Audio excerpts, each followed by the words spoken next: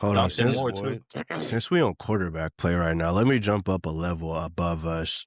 Uh, I know we all in our group chat. Nah, I don't want to say early this year, maybe sometime last year. We did a ranking of quarterbacks, and nobody had Justin Herbert in a top 10. And I know it's only 2 games. I know it's only 2 games right now.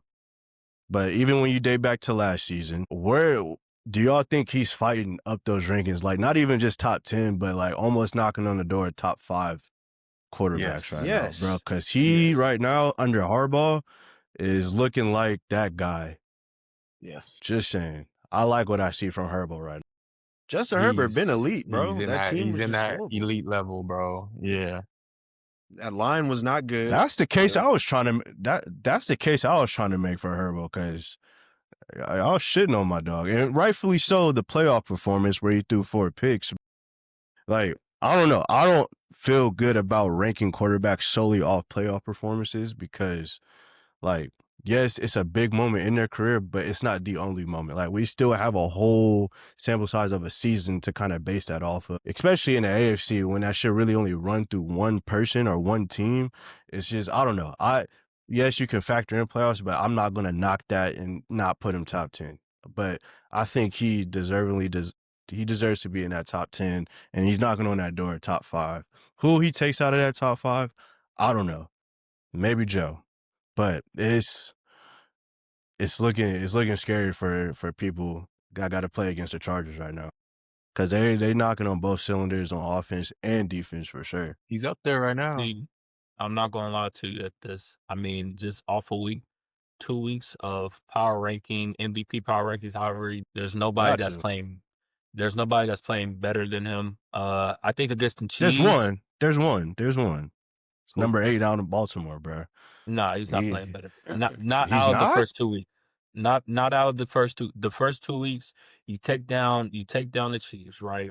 You take down a team that is solely been taking over your division. Nobody's really giving you a chance. You don't even get a true home game, right? You have to sacrifice one of your home games in Brazil.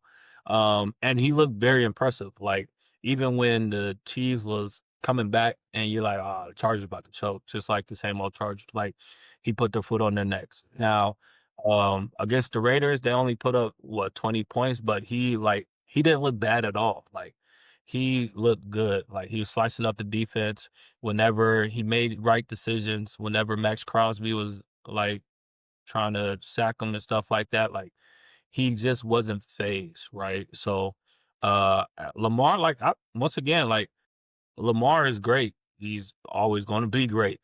But I think if you were to put number one for MVP, it would be Herbert just because like Lamar's expected to be number one. Like Herbert's playing like number one and not expected to be number one. It's definitely a breakout performance from him, for sure. I think adding Lad McConkey. I mean, he's got guys playing above their level. You know what I'm saying? Quentin Johnston's actually like a decent, viable player now, which I would not. And it's only about to be week 3. I might be speaking too soon, but the fact he has that guy catching touchdown passes at that's pretty special, bro. And it's like the fact Slater's out, but he still has Joe Alt. So the fact their offensive line isn't at 100% strength, it lets me know that hey, Herb ain't messing around with dudes. He got his number 1 receiver. He got a guy that he's starting to build trust in Johnson again, and his line he has confidence in him. So he's starting to get his swagger, and he got a coach that actually knows what it's like to get to that next level, which is win championships or be in championships. So I think that it's just all about that chemistry and the mix, and the mix is there for him. So I think Herb is definitely Yeah, well, he might. getting getting Keenan Allen back was huge for him because Man. it's that trust factor that he built. I think he had him for like 3-4 straight seasons. His first 4 seasons, goes off to Chicago, comes back, and he came back like they never left. And so, yeah, McConkey might be receiver 1 on paper or Quentin Johnson, but when in doubt, like those crucial third down possessions, he's looking at 13 or looking for 13 every single time, and it's worked out so far. So I think getting Keenan Allen back was huge for Justin and that offense. They look great. They look so good. I hate to say it. And honestly, like they don't even run the ball that much. Like they really rely on Justin Herbert to do a lot, and he does a lot with his legs too. They're just so hard to defend because a lot of times last night the Raiders had them covered and he extended plays by his legs and then guys just got open. Like you play a quarterback like that, man, like just tip your hat to him. Like it's so hard to beat them, and their defense is playing well too. He's got I mean, they're definitely in that top 4 AFC realm right now, the Chargers, because of how he's playing. He's really just like Miles said, he's elevating like Quentin Johnston, and then obviously Ladd, and then Keenan Allen revived his career. Right? They signed him late in the training camp, like he wasn't even on a team. So they look really good, and obviously they have one of the best football coaches of all time, and top 20 coaches, college and pros, Easily. Harbaugh's. You know, Let me say this, because y'all said like he's elevating Quentin Johnson. Well, I think it's the other way around. And it's crazy for it to hear that.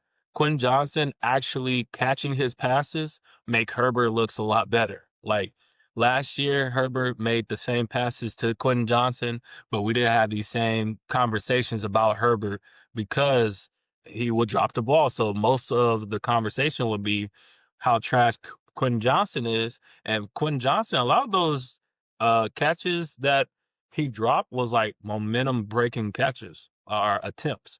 So, and I don't know if this is a hot take or not, but I think they got the best receiving core. Like you put them out on the field because they don't have a true wide receiver one. Now that Quentin Johnson, if he could stay consistent, you know what Ladd's going to bring you. You know what Keenan Allen's going to bring you. The wild card has always been Quentin Johnson. And if he continued to play like this, it's going to be hard to stop him because, and once again, Keenan Allen signing was important because you knew Lab McConkey without Keenan Allen. You knew that's who they're going to target. So it's hard to game plan against any of those guys because any of those guys, like, you don't know who's going to get the ball at any point in time. Yeah, I don't think that's a hot take, bro, because you just have, with Ladd and Keenan, you just got guys that know how to get open, and they're not the fastest dudes either. Like, we see Keenan run after the catch. He's not getting many yards, bro, but the fact that he can consistently get open, that's all you want if you're a quarterback, bro. Like, and so, yeah, I don't think that's a hot take at all, man. You got two dudes that really know how they got a good feel of zone coverage. They can separate a man. So, yeah, I'm right there with you. I won't say they're the best. They're up there though, for sure. I'll say this. There's arguments to be made. Yeah. I'll say this, man. On paper, no, God, no, they're not the best duo. But like you said, production wise, they are given the best duo because, like you said, they. I didn't say duo. I'm talking about three Core. receiver. Oh yeah, Core. no, Yeah. yeah, no, definitely, I agree with that. I think the scariest part about that team is the run. Like y'all said, the running game ain't even been they go to yet, and we all know Harbaugh like to run that ball. So once they can finally unlock that run game, like Omarion Hampton, Najee Harris, I think the sky's the limit for that team. They could really do some damage in the NFL. I mean, we seen them getting by the Chiefs. They got by a good Raiders defense. So I mean, I don't know who they play next week, but they play the Broncos. It's going to get very they got the interesting. gauntlet.